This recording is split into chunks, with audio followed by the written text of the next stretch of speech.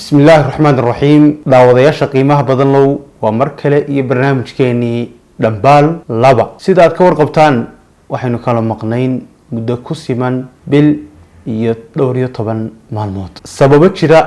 aawadeed baynu kala maqnayn waxaynu insha Allah ta'ala dib u bilaabi doonaa barnaamijkeeni taxana ahaa waxaynu soo afmeernay sanadkii ina dhaafay 2023 barnaamijkii dhambaal oo xalqadiisu ay ahaayeen konton xalqadood waxa ku jira 54 usbuuc sanadkii marka hadii aynu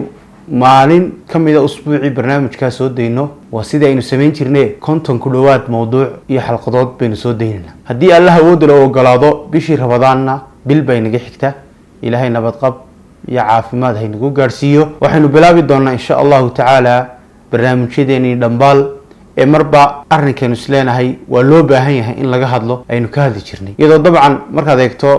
baahida iyo dayaca iyo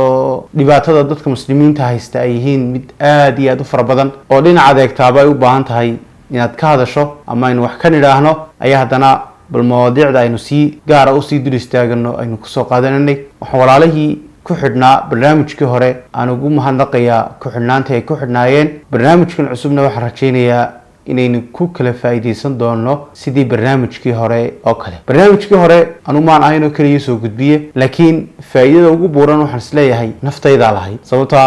waan soo baarayay soo diyaarinay anigu soo diyaariyay oo marka qaar laga yaabo inaan mowduuca gidigiisa dusha ka hayo ayaan idin wadaagi jiray alxamdulillah ilaahay uu noo fudeeyay sidoo kale waxaan rajaynayaa walaalo yagna ka faa'iideystay inay jiraan yagna waxaan leeyahay alxamdulillah ilaahay baa mahad idin waafajiyo barnaamijkeena cusub ee dhambaal laba sanada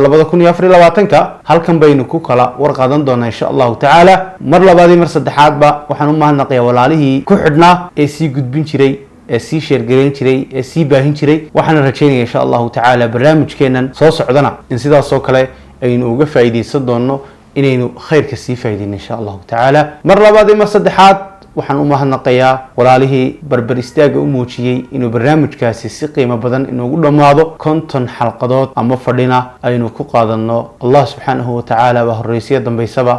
mahadnaq dhamaanteed kale bushaarada iyo mahadnaqa iyo ogeysiiska baan jeclaystay inaan idin wadaago aad iyo aad bad mahadsantihiin wa jazakumullahu khayr